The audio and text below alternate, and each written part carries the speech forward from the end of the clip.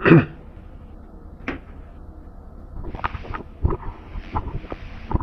को सप्रेम नमस्कार, सत श्री अकाल, आदाब, हेलो एवरीवन, जय हिंद और जोहार। और आप सभी का स्वागत है एक और वीडियो क्लास में। और आज हम उपस्थित हैं काफ़ी लंबे अंतराल बाद। तो आपके सामने आज हम डिस्कस करने वाले हैं आंसर की। ये जो अभी जस्ट जो आयोजित हुआ है, हालांकि मैं वीडियो को भले आज मैं रिकॉर्ड कर रहा हूँ, लेकिन ये अपलोड करते करते आपको ये नेक्स्ट डे चला जाएगा, ठीक है।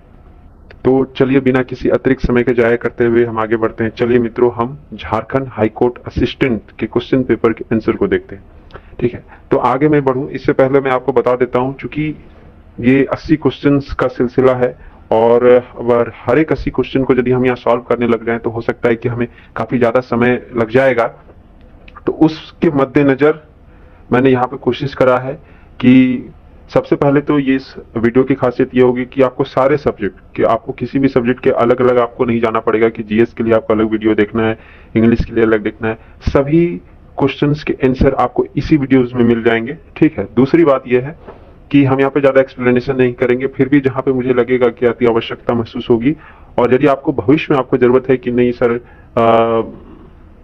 हमें इसका एक्सप्लेनेशन भी चाहिए, आंसर एक्सप्लेनेशन आपने कैसे सॉल्व कराया कैसे नहीं, तो आप हमें वो भी बताइएगा। हम उसका पूरा डिटेल्ड सॉल्यूशन या एक्सप्लेनेशन हम उसका वीडियो भी हम आपके सामने उपस्थित कर देंगे, ठीक है।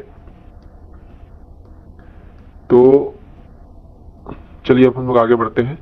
जैसे कि यहाँ पर जो हालांकि इसमें जो सेट है अलग अलग थे, जैसा कि मैंने सोर्सेस से मुझे महसूस हुआ और जो एग्जाम दिए होंगे उन्हें ज्यादा इसके बारे में मालूम होगा, ठीक है।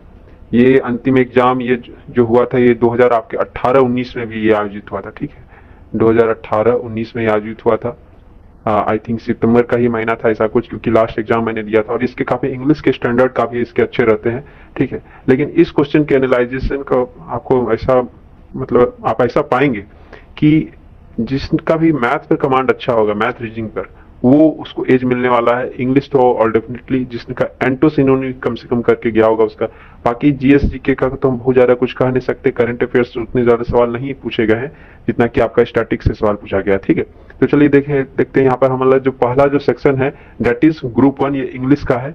और इंग्लिश के बारे में आपको बताया गया था कि इसमें 30 मार्क्स होंगे, ठीक है। 30 मार्क्स में से इसमें आपके जो 10 मार्क्स थे, 10 मार्क्स जो इसके ए से पूछा गया है और बाकी के जो 20 क्वेश्चन है ये आपके ऑब्जेक्टिव है। तो अब यहाँ पे भी देखिए, यदि आप इसको क्वेश्चंस को आप यहाँ बारीकी से देखिएगा, ठीक है। यहाँ पे आप क्वेश्चंस को देखेंगे हम लोग, जस्ट अ सेकंड।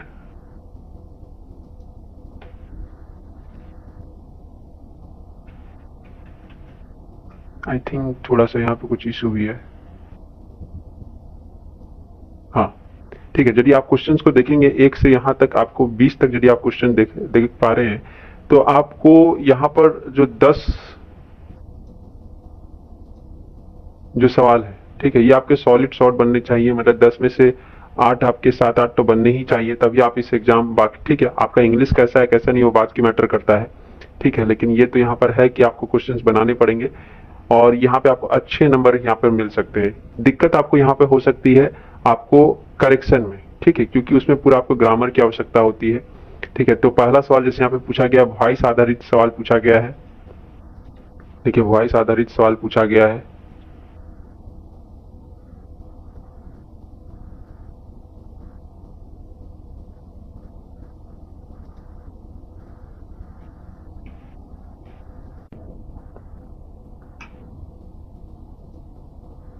जैसे कि पहला सवाल यहाँ पे हमसे पूछा गया पैसिव वॉइस के बारे, ठीक है। और एक बात ध्यान रखिएगा कि जो भी एस्पिरेंट्स आगामी जो सिविल कोर्ट के एग्जाम को देने वाले हैं, जिसमें से काफी अच्छा सीट है, उसमें 400 प्लस सीट है, तो आप इस पेपर को आप रेफरेंस का इस्तेमाल कर सकते हैं। दूसरा बात यह है कि यदि आपको चाहिए कि नहीं कि सर कि हमें जितने भी कोर्ट के जो एग्जाम्स हुए हैं, ठीक है, उनके क्वेश्चन को सॉल्व कराया जाए, ठीक है, विद पैटर्न वाइज, जो पैटर्न हमारे झारखंड में पूछने वाला है, तो वो आप यदि चाहते हैं वो भी हमें बताइए, क्योंकि उस पर भी हमारा काम चल रहा है। लेकिन ये बाकी है कि आपकी इच्छा पर है, क्योंकि यदि आपको चाहिए होगा तभी हम उसको मुहैया करवा पाएंगे, ठीक है। जिसमें हमारा मेन फोकस रहेगा कि पटना कोर्ट और सुप्रीम कोर्ट को लिया जाए, तो चलिए यहाँ पर आज के सवालों को देखते हैं। पैसिव वॉइस यहाँ पे पूछा गया दार्जिलिंग ग्रोज टी, इसका आंसर होगा T is grown in Darjeeling. ये फिर बेसिक सवाल है, एक्टिव पैसिव वॉइस से आप पढ़िएगा तो आपको मतलब पहले मतलब लेसन्स में ही आपको ये सवाल आपको आसानी से आप बना लीजिएगा। दूसरा, ये आपका एक अच्छा सवाल बन सकता है करेक्शन का। मैंने बताया कि ये दोनों सवाल थोड़े डिफिकल्ट श्रेणी में आ सकते हैं, ठीक है, झारखंड प्रदेश के छात्रों के लिए। यहाँ पर अब यहाँ पर होगा क्या,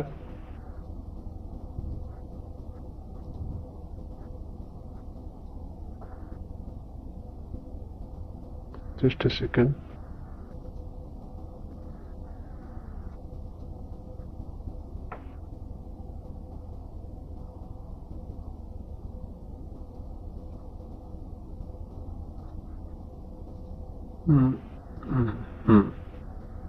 नॉट इज वेल।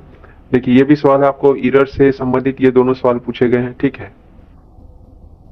और यहाँ पे है जैसे पूछा गया कि तो इसमें कौन सा आपका जो जवाब है, कौन सा जो अंडरलाइंड वर्ड है वो इनकरेक्ट है, ठीक है। तो यहाँ पर जब ये सवाल को देखिएगा तो सभी यहाँ पर करेक्ट आपको दिखेंगे। अगला जो सवाल है यहाँ पर देखिएगा कि यहाँ पे भी आपको यही चीज देखना है, एरर ढूंढना है। तो आप यदि आप लगातार आर्टिकल्स पढ़ते होंगे, ठीक है, तो आपको देखिए होता है ना कई बार यदि हम हिंदी भाषी लोग हैं तो हम कई बार हिंदी पढ़ते हैं तो हमें भले उस चीज के पार्टिकुलर हमने उस चीज की पढ़ाई नहीं करी है उस शब्द के बारे में, लेकिन हम बोलचाल में पता लग जाता है नहीं भाई यहाँ पर ऐसा होना चाहिए, यहाँ पे ई आकार होना चाहिए, यहाँ पर आकार होना चाहिए, ठीक है। ठीक उसी प्रकार यदि आप इसके बारे में पढ़िएगा तो यहाँ पर नाउन का इस्तेमाल होना चाहिए, ठीक है। यहाँ पर प्रूफ लिखा हुआ है तो यहाँ पर प्रूफ नहीं होके यहाँ पर प्रूफ होना चाहिए। तो यहाँ पर ये जवाब इसका सही होगा। अगला जो सवाल है यहाँ पर कि यहाँ पर भी आपको देखना है, करेक्शन ढूंढना है। तो आप यहाँ पर देखिए, आपको यहाँ पे पूरे लाइन भी पढ़ने की आवश्यकता नहीं, यहाँ पे ऑप्शंस में आप जा सकते हैं, ठीक है। कन्फर्म्स, ठीक है। अब इसको यहाँ पे डॉक्टर यादव कन्फर्म्स, यानी उन्होंने कन्फर्म्स किया। कन्फर्म हम बोलते हैं ना कि सत्यापन किया, उन्होंने मतलब इस चीज को अवगत कराया। तो कन्फर्म्स यहाँ पर हम लोग जो स्पेलिंग, इसका रियल जो स्पेलिंग होता है दैट इज CONFIRMS, ठीक है, कन्फर्म्स होता है। लेकिन यहाँ पे क्या है, ओ है, तो ये जाहिर सी बात है गलत है। तो यहाँ पे इसका जवाब यही होगा। अब आ जाइए अगला सवाल।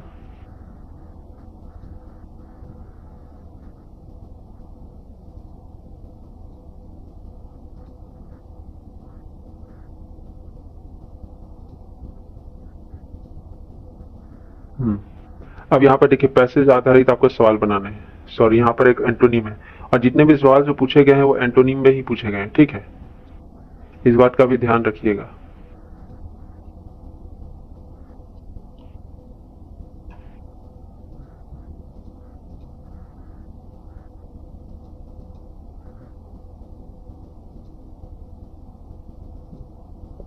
एंटोनिम पूछा गया है। देखिए यदि आप वोकैब याद करना चाह रहे हैं तो आप प्रयास ये करिए कि जो एसएससी के जो आधारित जो सवाल हैं, ठीक है, स्पेशली जो टीसीएस ने जो भी एग्जाम लिए हैं 2016-17 से अब तक, जितने भी आपको वोकैब में मिल जाएंगे आप उनको याद कर लीजिए, ठीक है। और उसमें भी आपको सीनो याद करना है, मैं आगे बताऊंगा इसमें कुछ थोड़ा सा ट्रिक इसमें इस्तेमाल कर सकते हैं। जैसे एंटो का मतलब होता है, कई लोगों के यहाँ पर परेशानी होती है कि एंटो किसको कहते हैं, सीनो किसको कहते हैं, ठीक है।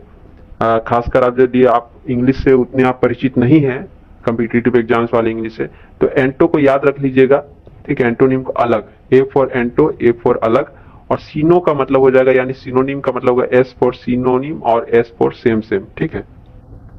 तो एंटो मतलब अलग पूछ रहा है, अलग बोले तो अलग क्या होता है, विपरीत हो गया, हमारा ऑपोजिट हो गया। अब यहाँ पे सेगेसियस का मतलब पूछ रहा है, ठीक है, सेगेसियस। तो सेगेसियस का यहाँ पर हो जाएगा इग्नोरेंट।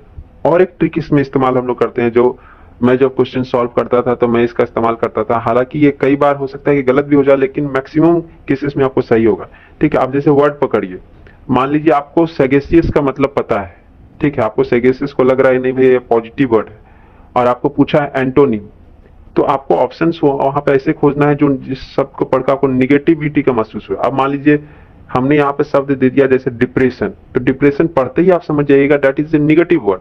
आप सीनो पूछेगा तो सिनोनिम, यानी हमें आंसर में भी निगेटिव वर्ड ही खोजना है, जिस वर्ड को पढ़ में हम हमारे अंदर एक निगेटिविटी की भावना उत्पन्न हो जाए, ठीक है।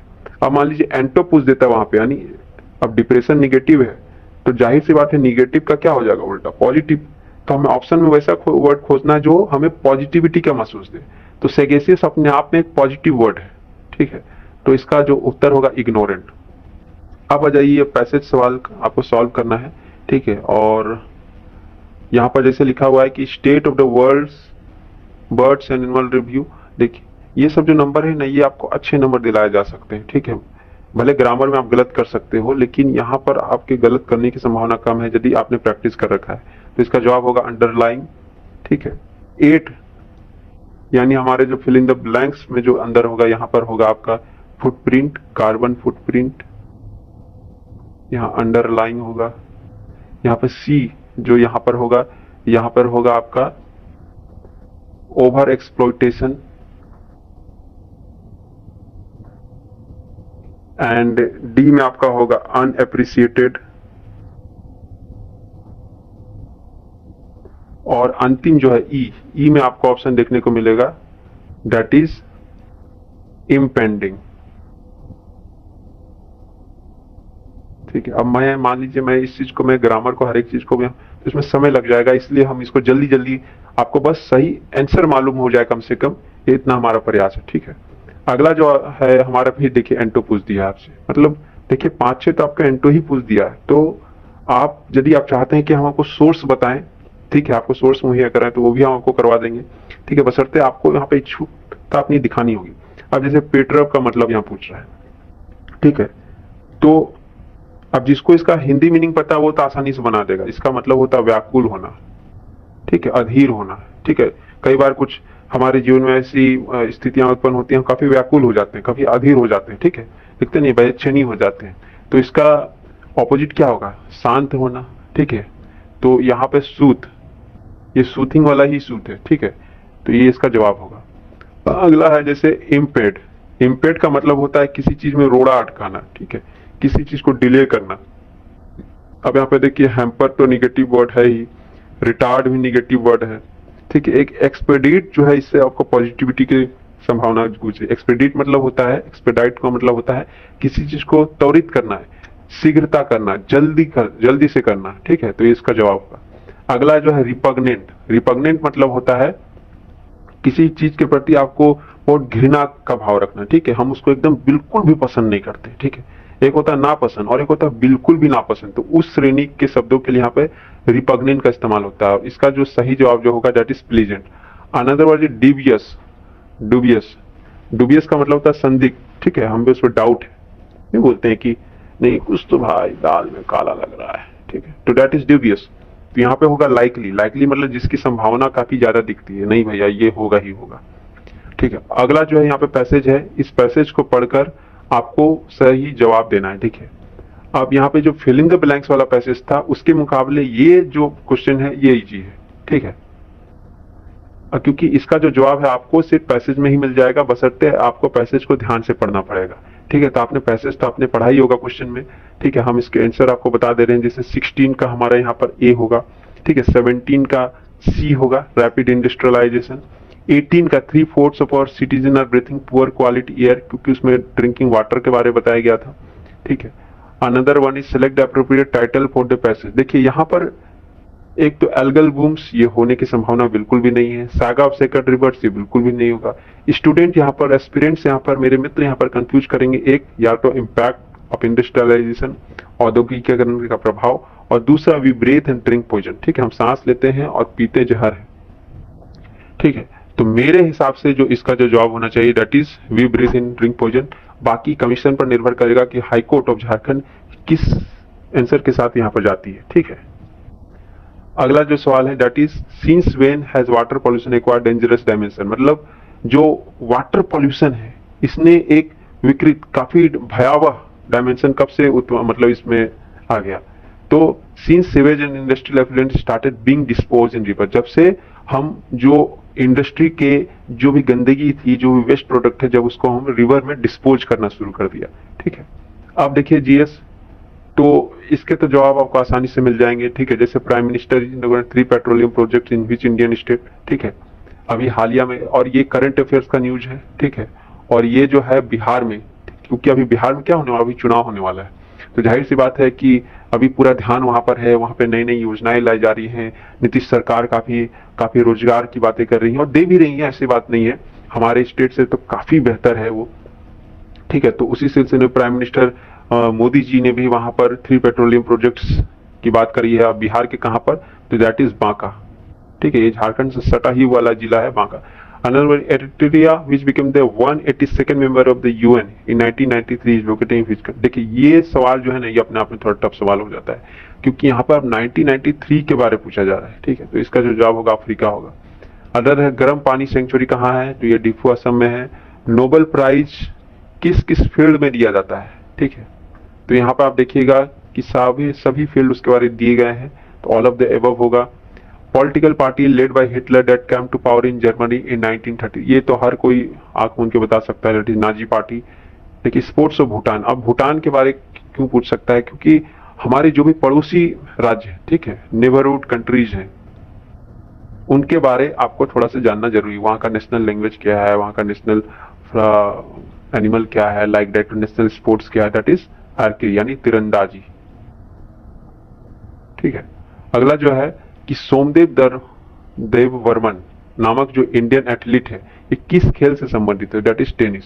ये भी थोड़ा आपका पुराना सवाल हो जाता है। ठीक है, पोंगल फेस्टिवल, ये अच्छा सवाल है। पोंगल फेस्टिवल तमिलनाडु में मनाया जाता है। इस 4th डे को क्या कहा जाता है, दैट इज कैनुम पोंगल। ठीक है, जैसे हमारे यहाँ सोहराई मनाया जाता है, कर्मा मनाया जाता है, काफी इंपॉर्टेंट है, 4 दिन 5 दिन का जो त्योहार होता है। In the same way Pongal भी अपने आप में काफी एक व्यापक त्योहार है, प्रसिद्ध त्योहार है। ठीक है, पूरे भारत में इसकी चर्चा होती है। That is another one is Gujarat का लोकप्रिय नृत्य कौन सा है, ठीक है, पॉपुलर डांस कौन सा है, तो दैट इज डांडिया। ठीक है, कुचिपुड़ी नहीं है, कथक नहीं है। ठीक है, अब आपको ये बताना है कि कुचिपुड़ी किस राज्य का है और कथक किस राज्य का है। ठीक है, आपने यदि ये वीडियो देखा है तो आप बेशक इसमें कमेंट करिएगा। ठीक है, who holds the world record of solving a Rubik's cube in 3.47 second, that is Yusheng Du. ठीक है, अगला जो सवाल है कि ग्रैंड प्रिक्स मोटरसाइकिल जो रेसिंग सीजन हुआ था, इसका उद्घाटन कब हुआ था, यानी कब उद्घाटन बोले तो कब से ये आयोजन होना शुरू हुआ है, तो दैट इज 1949। ठीक है, अगला जो है dumping refers to an international trade, ये बेसिकली ये अर्थशास्त्र यानी इकोनॉमिक का क्वेश्चन है और इसका जो जवाब होगा घरेलू बाजार मूल्य से कम कीमत पर विदेश में माल बेचना, selling goods abroad below home market price. ठीक है, अगला सवाल है अजंता एंड एलोरा को लेकर। ठीक है, ये किस, इसका जो शैली है, इसकी जो कला का जो विकास है, इसमें से किस वंश के दौरान हुआ था, तो दैट इज चालुक्य। ये काफी फेमस सवाल है। ठीक है, और जब भी आप हिस्ट्री पढ़िएगा, एंशिएंट पढ़िएगा, तो ये सवाल आपके सामने जरूर गुजरेगा। ठीक है, entomology is the science of that studies, ये इंसेक्ट से संबंधित है। ठीक है, इंटो का मतलब ही ये होता है, यहाँ लॉजी का मतलब स्टडी होता है, इंटो का यहाँ पर आपका इंसेक्ट से मतलब है। Highest number of medals in Olympic shooting events, that is Carl Osborne, क्योंकि अभी हालिया में मतलब पिछले साल ओलंपिक हुआ और ये काफी बड़ा गेम होता है। ठीक है, तो इसलिए इससे जुड़ा एक सवाल आपको पूछ दिया गया है। Capital of Meghalaya, of course Shillong. Capital of Indian union territory, of course Kavaratti. And capital of Maharashtra. देखिए मतलब कितना अच्छा सवाल, यहाँ पे आपको 3 सॉलिड सवाल बन गए। ठीक है, इसमें तो कुछ गलती आपसे होने की कोई गुंजाइश ही नहीं है। यदि आप यहाँ पर गलती कर रहे हैं, that is you are doing blunder. देखिए एक और पूछ दिया, उत्तर प्रदेश, लीजिए 3 पर 1 और 4 हो गए। अब अगला जो सवाल है, Grand Central Terminal Park Avenue New York is the world's, ठीक है, वो वर्ल्ड का सबसे ऊंचा स्टेशन है, लंबा है, या सबसे बड़ा है, या इसमें से कोई भी नहीं, तो जाहिर सी बात है वो सबसे बड़ा रेलवे स्टेशन है। ठीक है, वहां पे 40 से ज्यादा वहां पे प्लेटफॉर्म भी है।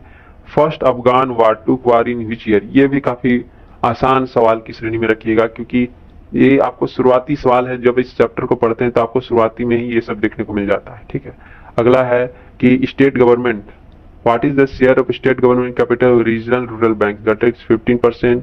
ठीक है, यहाँ पर देखिए आरबीआई से जुड़ा एक सवाल है, ये भी काफी फेमस सवाल है, क्योंकि आरबीआई की शुरुआत ही इसी दिन से हुई थी, उसके बाद से हम लोग आरबीआई को पढ़ रहे हैं। ठीक है, अगला है जनरली 1 अप्रैल को और एक डे मनाया जाता है, दैट इज अप्रैल, लेकिन ये भी याद रखना है कि आरबीआई डे भी मनाया जाता है, जो कि काफी इंपॉर्टेंट है। Who elects the prime minister of India, तो जाहिर सी बात है मेंबर ऑफ लोकसभा। गरीब कल्याण रोजगार अभियान, जो हमारे प्रधानमंत्री जी ने जो मतलब जो सरकार ने लाया है, ये कितने दिनों के लिए लाया गया, कितनी अवधि के लिए था, तो वो 125 दिन। अब यहाँ पर है कि आरबीआई से संबंधित एक और सवाल पूछा गया है कि करेंसी नोट जो जारी होता है ये आरबीआई के द्वारा कौन करता है। तो जाहिर सी बात है, ऐसा नहीं कि आरबीआई ही करता है, आरबीआई के अंदर काफी सारे डिपार्टमेंट्स हैं, ठीक है, विभाग है। तो यहाँ पर जो करेंसी नोट से संबंधित जो विभाग है दैट इज इशू डिपार्टमेंट, यानी इशू विभाग। अगला है कि प्राइम मिनिस्टर नरेंद्र मोदी जी ने मध्य प्रदेश के स्ट्रीट वेंडर से बातचीत की, ठीक है, उस इवेंट का नाम क्या था, तो सवानिधि के बाद।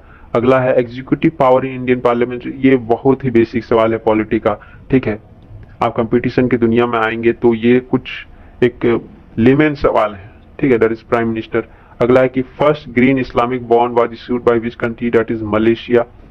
अगला जो सवाल है कि आरबीआई ने, देखिए एक और सवाल पूछ दिया आरबीआई से, तीसरा सवाल, ठीक है, minimum reserve system for note issue जारी किया था, मतलब अडॉप्ट करा था, ठीक है, तो दैट इज 1956। अब यहां से आपका सवाल जो शुरू होता है दैट इज मैथ का।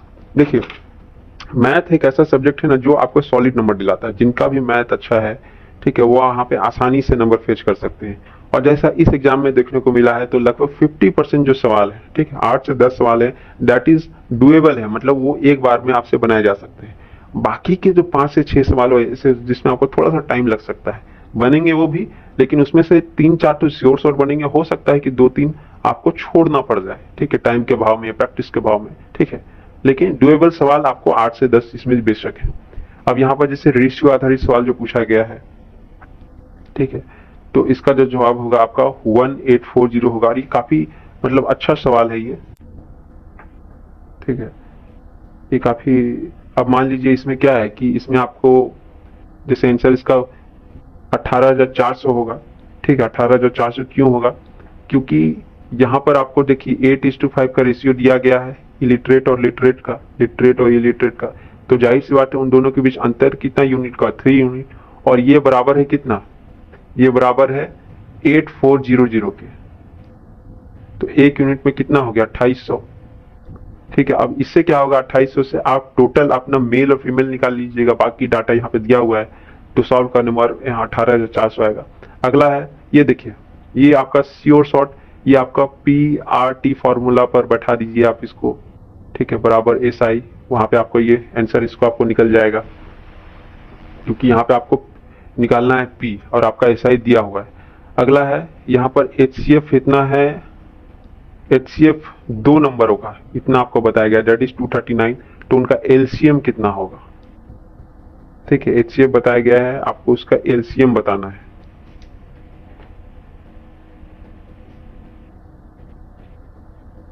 तो यहां पर हम लोग इसको कैसे सॉल्व करते हैं, ठीक है, मान लीजिए यहाँ पर जो नंबर होगा वो 6x और 6y होगा, क्योंकि HCF है यानी ये हाईएस्ट कॉमन फैक्टर है, ठीक है, जो कि दोनों नंबर में ये आपको देखने को मिलेगा। तो जाहिर सी बात है इससे इसका जो LCM जो हो जाएगा 6xy, लेकिन यहाँ पे LCM कितना दिया हुआ है, 462 दिया हुआ है, उस लिहाजा से xy का मान कितना आया 77। अब इसको आप तोड़ के देख लीजिए कैसे कैसे टूटेगा, या तो 7 11 करके टूटेगा, या तो 1 × 77 टूटेगा, लेकिन हमें इसका उल्टा नहीं लेना है क्योंकि बात वही हो जाएगी फिर, तो 2 पेयर होगा, ठीक है।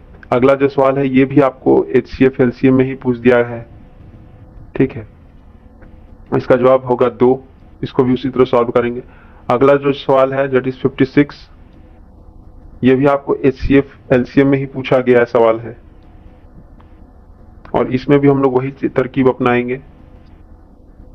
LCM ऑफ 2 नंबर इज इतना, HCF इज इतना if one of the number, ये बेसिकली उस फॉर्मूला पे बनेगा LCM इंटू HCF, और इधर रहेगा प्रोडक्ट ऑफ 2 नंबर। ये वेरी बेसिक फॉर्मूला है HCF LCM का, ठीक है। अगला जो सवाल है यहाँ पर, ये आपको देखिए फिर से सिंपल इंटरेस्ट, मतलब कंपाउंड इंटरेस्ट भी नहीं पूछ रहा है आपसे, सिंपल इंटरेस्ट भी पूछ रहा है, ठीक है, तो इसको आप सॉल्व करिएगा। जाहिर सी बात है यहाँ पर आप तीसरे साल तक इतना आपका अमाउंट था, चौथे साल में इतना बढ़कर हो जाता है, यानी 39 रुपया आपको मिलता है एक साल में, और यहाँ पे कितने साल की बात की जा रही है टोटल, दैट इज 4 ईयर, यानी 156 का आपको इंटरेस्ट मिला है। तो आपका जो फाइनल अमाउंट जो बना है उसमें आप पूरा टोटल इंटरेस्ट घटा दीजिएगा, ठीक है, टोटल इंटरेस्ट घटा दीजिएगा, तो उससे क्या होगा, आपका इनिशियल प्रिंसिपल में निकल जाएगा। अगला जो सवाल है ये भी आपको SI से संबंधित है, इसको भी आप सॉल्व करिएगा तो 4 आएगा। इसमें आपको पी आर टी बाई 100 वाला फॉर्मूला यूज करना है। अगला जो सवाल है ये आपका एवरेज स्पीड सवाल है। जैसे कि यहाँ पर सवाल पूछा गया है कि पी स्टार्ट चेजिंग क्यू, ठीक है, यानी क्यू जाहिर सी बात है पी उसका चेज कर रहा है, यानी पी उससे पीछे होगा, क्यू उससे आगे होगा। P start chasing Q 3 hours after Q started running. Q के दौड़ शुरू किए हुए उसका 3 घंटा हो गया है, ठीक है, 3 आवर्स हो चुका है, वो 3 घंटे से दौड़ रहा है। उसके बाद पी आता है उसको पीछा करने लगे, ठीक है, और उसे 4 घंटे में पकड़ता है, ठीक है, यानी यहाँ पे देखा जाए तो 4 घंटे लगते हैं क्यू को पकड़ने में, जो कि 3 घंटे पहले से दौड़ रहा है, ठीक है। If the average speed of P is 35 kilometre per hour, यदि पी का जो एवरेज स्पीड है 35 किलोमीटर पर आवर है, तो एवरेज स्पीड ऑफ क्यू निकालना है, ठीक है। अब ये कैसे निकलेगा? एवरेज स्पीड के लिए आपको क्या चाहिए? आपको सबसे पहले टोटल डिस्टेंस चाहिए, ठीक है, और टोटल टाइम टेकन कितना होगा वो चाहिए। तो ये मान लीजिए पी आपका 35 किलोमीटर पर आवर की रफ्तार से दौड़ रहा है और पीछा कर रहा है, लेकिन ये 4 घंटे में ही उसको पकड़ कर लेता है, यानी जाहिर सी बात है सिर्फ 4 ही घंटा दौड़ता है, तो टोटल डिस्टेंस कितना हुआ? That is 140 kilometre. ऐसा तो नहीं है कि क्यू का अलग होगा, 140 किलोमीटर में वो भी पकड़ाएगा, लेकिन बस उसका ड्यूरेशन अलग हो जाएगा, ठीक है। तो 140 किलोमीटर, लेकिन इसका क्या हो जाएगा? एवरेज स्पीड निकालना है, तो इसका टाइम निकाल लीजिए। 3 घंटा पहले से दौड़ रहा है और 4 घंटा जब दौड़ना शुरू किया, तो ऐसा थोड़ी ना कि क्यू उसमें रुका हुआ है, क्यू भी उसमें दौड़ रहा है, तो यहाँ पे आपका 7 घंटा हो जाएगा। तो 140 किलोमीटर आपका पूरा टोटल डिस्टेंस आप ऑलरेडी जानते हैं, 7 घंटा आपका क्यू का टाइम लिया हुआ है, तो that is 20 kilometre per hour हो जाएगा, ठीक है। ये देखिए नंबर सीरीज का सवाल है, 29 होगा, ठीक है। यहाँ पर आपका ये तो आपका आसानी से बन जाएगा। ये देखिए इसमें डिफरेंस लेते जाइए, 10, यहाँ 12, यहाँ 14, यहाँ 16, यहाँ 18, तो 80 होगा, ठीक है। अगला जो सवाल है ये प्रोबेबिलिटी का सवाल है, और ये काफी बेसिक सवाल है, ठीक है। आप इसको जब सॉल्व करिएगा, यहाँ पर प्रोबेबिलिटी निकालना है 1 गर्ल और 2 बॉयज की।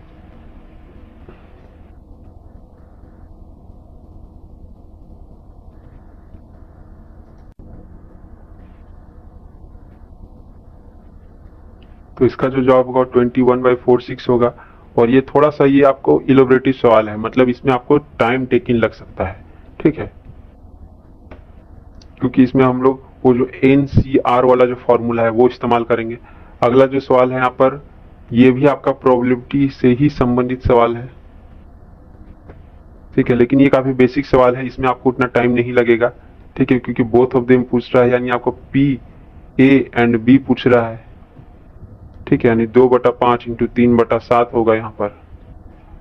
अगला जो सवाल है ये कार्ड आधारित सवाल है, ठीक है। कार्ड यदि आपने खेल रखा होगा तो आपको ये सवाल जरूर बनना चाहिए, बेशक बनना चाहिए, और यदि नहीं बन रहा है तो कार्ड खेलना छोड़ दीजिए आप लोग, ठीक है। इसका जो जवाब होगा 4/13 होगा, क्योंकि टोटल कार्ड्स जो होते हैं वो 52 होते हैं, ठीक है। उसमें जो क्वीन जो होती है दैट इज 4 होता है, और जो क्लब्स जो होता है, ठीक है, क्लब जो होता है तो वो उसकी जो संख्या होती है 13 होती है। अब अगला जो सवाल है ये हाथ मिलाने वाला सवाल है, ठीक है। अब आपको इस सवाल से आपको हाथ मिलाना है। इसका जो जवाब होगा 120 होगा। इसमें भी आपको NCR वाला फॉर्मूला काफी इस्तेमाल किया जाएगा इसमें। अगला जो सवाल है ये आपको परमुटेशन कॉम्बिनेशन आधारित सवाल है, ठीक है।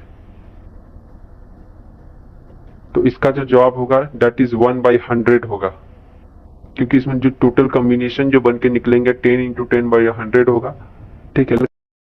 करना है, लास्ट डिजिट ही डायल करना है, तो 1/100, इसलिए इसका आंसर होगा। अगला जो सवाल है that is for the reasoning.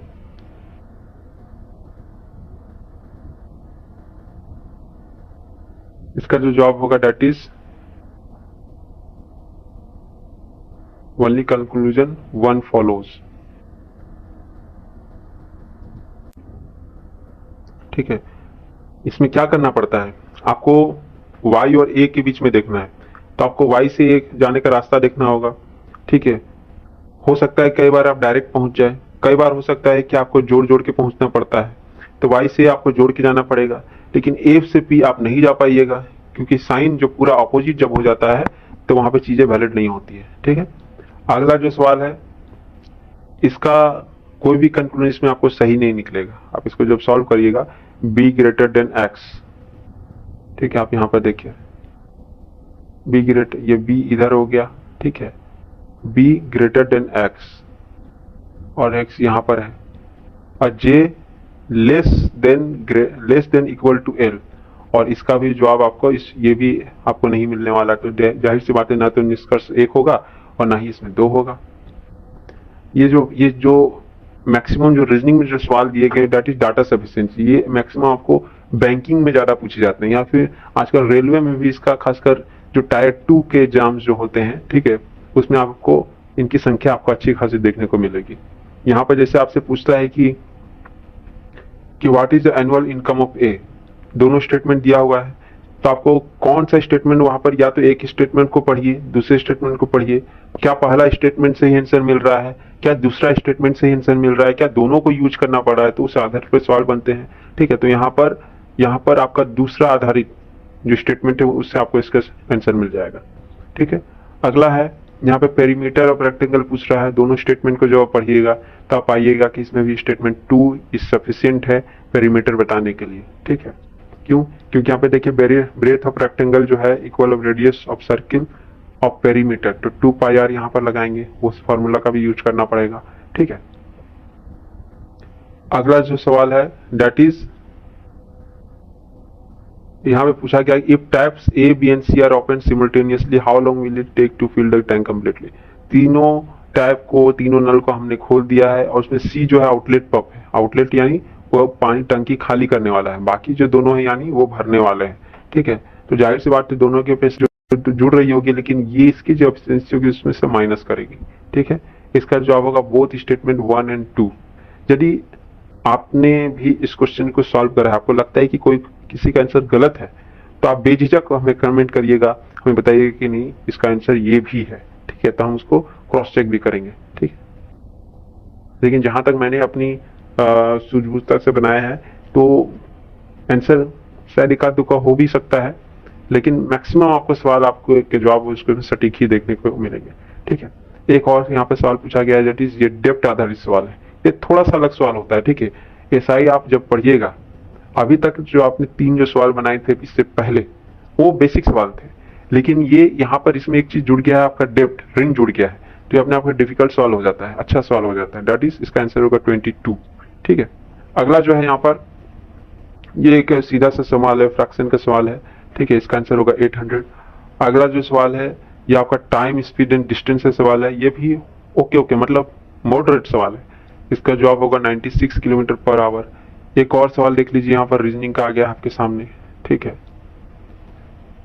यहाँ पे आपको चेक करना है, आप इस चीज को पढ़िए, कंक्लूजन को चेक करिए कि कौन सा इसमें सही है कौन सा गलत है, तो आपको उसके लिए आपको ये पूरा स्टेटमेंट पढ़ना पड़ेगा। ठीक है, उसको रेफरेंस यूज करना है आपको अगले सवालों में, तो इसका जो उत्तर होगा दैट इज डी होगा। अगला जो सवाल है दैट इज 76, इसका जो आंसर होगा बी होगा। ठीक है, 77 का सी होगा, एंड 78 का आपको सी होगा, 79 का आपको सी होगा, और एक और सवाल है दैट इज आपको 80 का जो जवाब होगा इसका आपको 50 होगा।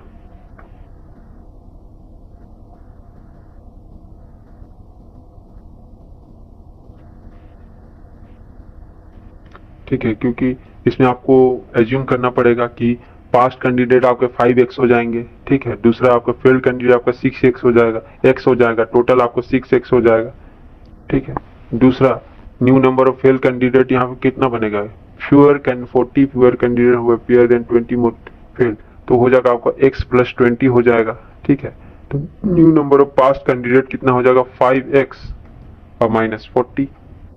उसके बाद आप आगे प्रोसेस करिएगा, यहाँ पर 5x - 40 बाई x + 20 बाई 3:1। ये मैं आपको थोड़ा जल्दबाजी में बता रहा हूँ ताकि आपको कम समय में ही आंसर आपको देखने को मिल जाए, और इसको जब आप सॉल्व करिएगा तो फाइनली आपको 50 आंसर मिलेगा। तो ये है हमारा पूरा जो ऑब्जेक्टिव है उसका आंसर की। आप इससे मिलाइए आपको कितने नंबर मार्क्स आ रहे हैं, नहीं आ रहे हैं, और यदि आप चाहते हैं कि इसी तरह हम सिविल कोर्ट के लिए कुछ करें, ठीक है, क्योंकि वो अपने आप में काफी एक अच्छी वैकेंसी है और वो ये 4-5 सालों में आती है ये वैकेंसी, ठीक है। और कोर्ट की नौकरी भी अच्छी नौकरी है, मतलब जो आप नॉर्मल यदि प्रशासन, अब जिससे हम लोग डरते हैं, एक आम आदमी डरता है, लेकिन कोर्ट और वकील, कोर्ट एम्प्लॉय हो गया और एक वकील से पुलिस भी एक बार मतलब उलझने से डरती है, ठीक है। खासकर आपने लॉ पढ़ रखा है तो बेशक। आपको यहाँ पर जैसे इंग्लिश से राइटिंग पूछा गया है, ये आपको 10 मार्क्स का है, ठीक है। तो बस यहीं तक था हमारा आज का ये सत्र, और उम्मीद करता हूँ कि ये आपके लिए लाभप्रद साबित होगा, ठीक है। So right now I am signing off. तब तक आप सब स्वस्थ, मस्त और सकारात्मक कार्य में व्यस्त रहें और एक ऐसे समाज का निर्माण करते रहें जिसमें आसपास के बच्चे, बुजुर्ग और महिलाएं सहज और सुरक्षित महसूस करते रहें। जय हिंद, वंदे मातरम, जोहार।